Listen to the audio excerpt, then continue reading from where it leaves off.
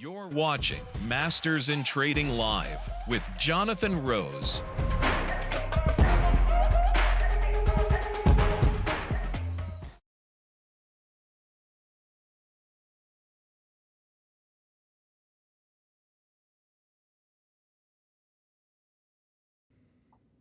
Hey everybody, it's Jonathan Rose and welcome back to Masters in Trading Live. Hope everybody had a lovely weekend and you're excited to get back to the markets.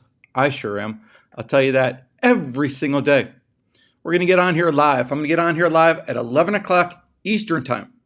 Every single day we're going to go over the market and then we're going to keep up the pace because we are going to share a trade of the day just like we've been doing every day since February 28th. So today, let's go over those topics. We got 4 topics. First one, IPO lockups. You might have heard me talk about IPO lockups. Well, we're going to expand on them in this presentation. Memory bank deposit. Things happen in the market over and over and over. You have to build your memory bank. The first thing you do is learn. After that, you need experience. And when we talk about building your memory bank, that's just getting experience. Next thing, 10 different traders take the exact same trade. Every single time, you're going to get 10 different results. I'm going to walk you through an example that we had in our community. And then finally, just like we do every single day, we're going to do the trade of the day. And today it's going to be an ALAB, a wing dinger of a lockup trade. First topic. The first topic is going to be about IPO lockups. What is that? Let's say that MIT is going to go public and we're going to have the symbol, hey, MIT. We're going to go public. We're going to have our IPO. Luckily, we use Goldman Sachs to take us public. One of the best investment banks. They've heard great things about MIT. Yeah, they'd love to take us public. Great. Thanks, guys. So they're going to take us public at $10. Now, the risk to MIT, all of a sudden we go public and the stock crumbles. Nobody wants to invest. So Goldman Sachs, as our underwriter, they're going to say, hey, we've been studying MIT. We think it's valued at $10, $11, $12. So we're really, really comfortable having the IPO price at $10. Not only that, we're going to support the stock a little bit. We're going to do everything we can to make sure that stock stays above 10. But Goldman Sachs is going to say one thing. They're going to ask something to me. They're going to say, Jonathan, we want the stock to go higher. We want that $10 IPO price to be supported. So I need you and your directors and anybody else who's been involved with MIT, no selling. You can't sell. We need to lock up your shares. That way, if we release 100 million shares, and if the insiders own 90 million, only 10 million will be available in the market. People could trade it, but that extra 90 million in this example, those are locked up.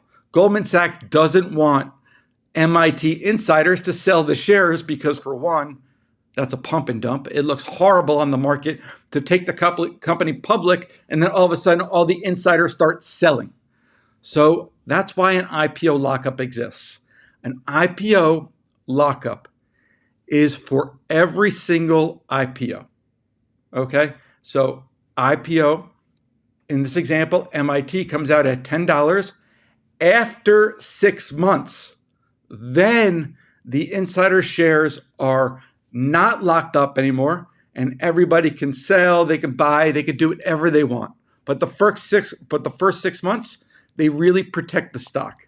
So memory bank deposit is our next topic. And I'm going to show you some historical lockups because the lockup trade is one, if not the most high probability trade that I know. Let's go to the screen. So let's start with Google. Google, I got to take you back in history, right? Because Google had its IPO lockup February 14th, 2005. What I want you to see is Google, it's not really making its move. Once we have the lockup, then let the darn thing breathe and then it can go trade. That's Google, February 14th, 2005.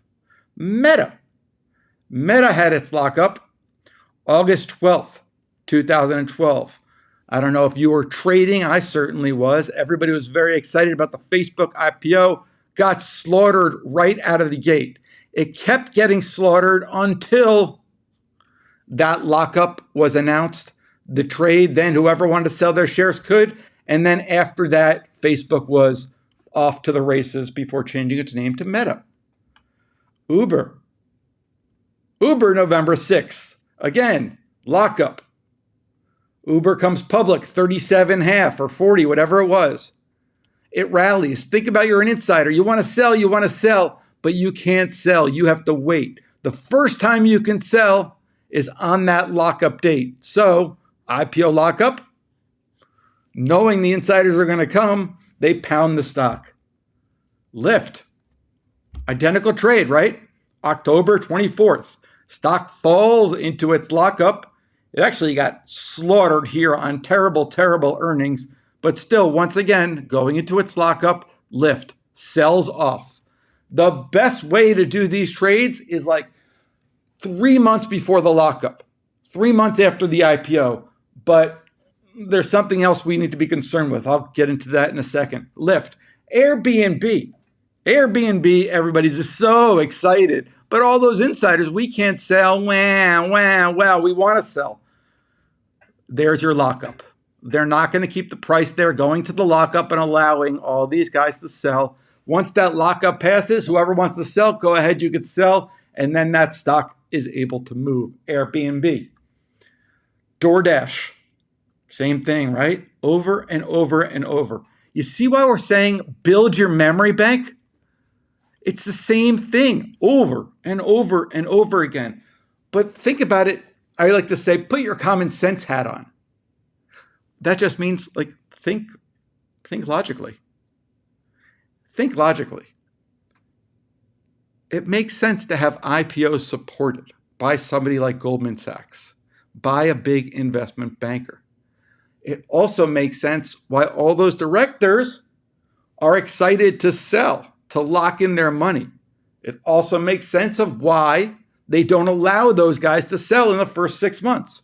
Who the heck would want to buy that stock if all the insiders were selling right away? Palantir IPO ran straight up. Everyone's so excited about Palantir. Runs up again, but it's got its lockup. It's not going to run into its lockup. Same behavior. Over and over and over again. That is building your memory bank. Lockups happen. Be aware of them. Build your memory bank. See these over and over.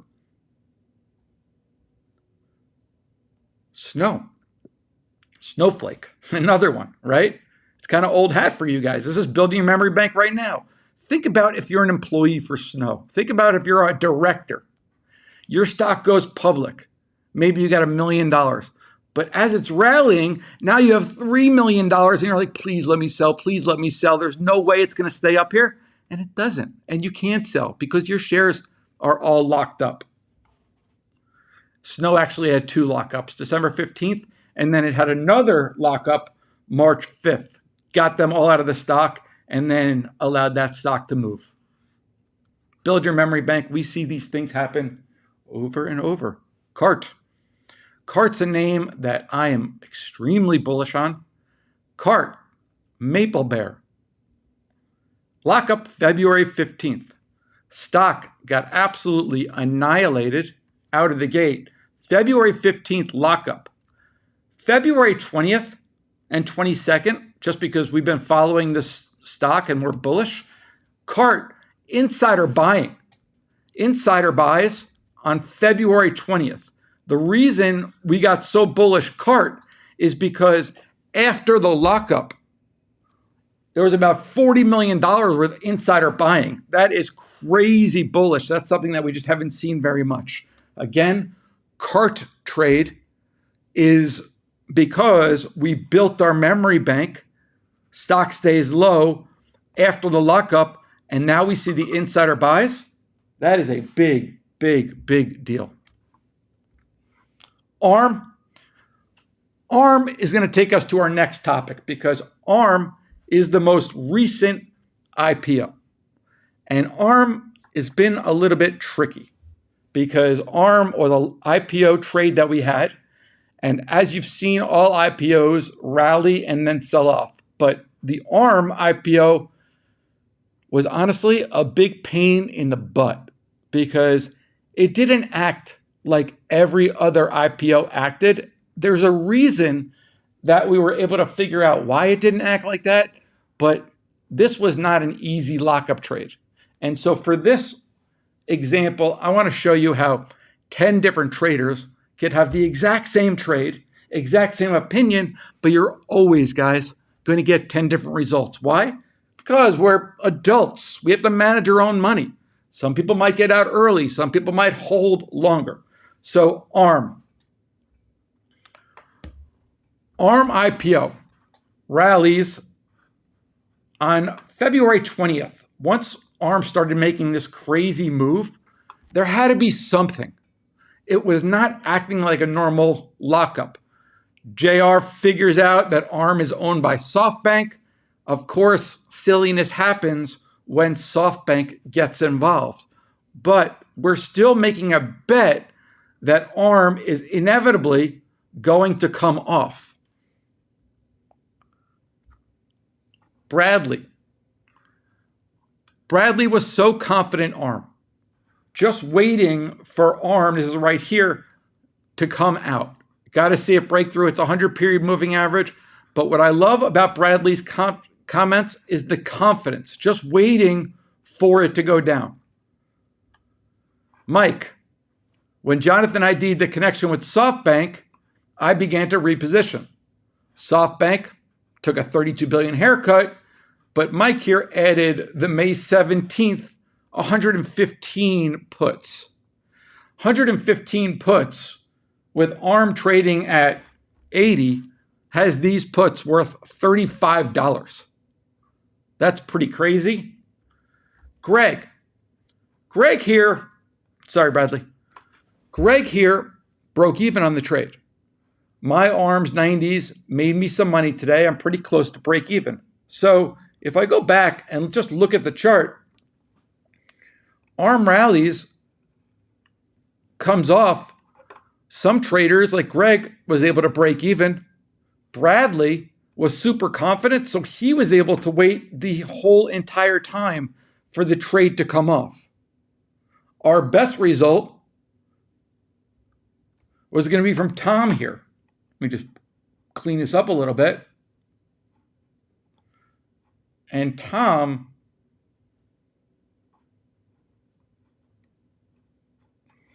we'll keep it there. Tom was able to buy those April 110 puts for 82 cents, and those are $18. So lots of different ways to skin this cat. This was not an easy trade. ARM went up and went down, but you had to hold it. But that's going to take us into the trade of the day. The trade of the day is going to be in ALAB. And ALAB is a lockup trade. And ALAB, I have some highlighted points about what makes ALAB different. I'll run through these pretty quickly. There's a variable lockup duration. I went through the SEC filings. And what was interesting is lockups are 180 days. But for this one, the lockup is 2 days after their second quarter earnings date. That's weird. Employees can sell their shares early if the IPO is above 25% for 10 trading days. Due to high demand, they increased the IPO. More trading restrictions, and then this is just about IPOs. So This IPO in ALAB was a little bit different than the normal ones that we see. ALAB right out of the gate spiked up to 90 and since has been coming off. ALAB, it's trading 67 and it looks like, shit, it already came off. The IPO was actually at 35. So this sucker is still up 100%. If we look at the options, July, 88 days. We have time. We have lots and lots and lots of time. The trade that I like is going to be buying one, 450. Okay? Buy one, it's $450 of risk. Now, if you don't get filled on these, you could buy these. Mid-market, say 270 or $1.50 on the 45s. Buying for 450 or buying for 270, or you can buy these for $1.50. Okay? 3 different choices because I'm concerned a little bit about liquidity, but I think we'll be just fine. Remember, if you buy one of these for $4.50, you have $450 of risk. You can never, never, never lose more. Now, it's important to note on this ALAB trade, whatever you risk, and say you risk 450, or let's say you decide the 50 strike, you decide to risk $2.70 buying one 50 strike put. How you can think about that is you're short 100 shares from 50. Why would you want to be short 100 shares from 50? The stock's trading at 66.76 right now. I'll tell you why. Because there's a lockup. And you built your memory bank to see how those all come off into their lockup. Every single day, guys, we're going to get on here at 11 o'clock Eastern time. We're going to share our number one trade of the day. If you haven't seen it from this one, I'm a big believer in looking at the market from a little bit different perspective than everybody else. I'm a big believer in the creative trader wins. Trade smart. I'll see you back on live tomorrow, 11 o'clock Eastern. Have a great day. Join us every weekday at live.mastersintrading.com.